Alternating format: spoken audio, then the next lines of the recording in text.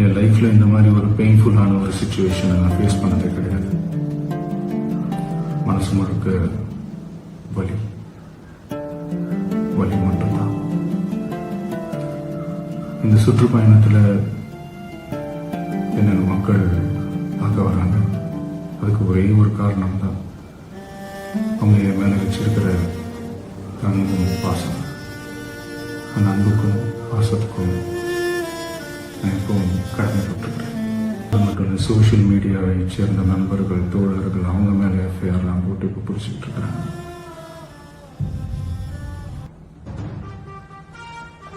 CM sir, உங்களுக்கு ஏதாவது இந்த பழி வாங்கணும் அப்படின்ற எண்ணம் ஏதாவது இருந்துச்சுன்னா என்ன வேணாலும் பண்ணுங்க. அவங்க மேலே கேள்வி. நான் ஒன்று வீட்டில் இருப்பேன், இல்லை நான் ஆஃபீஸில் இருப்பேன். என்ன வேணாலும் செய்யும்.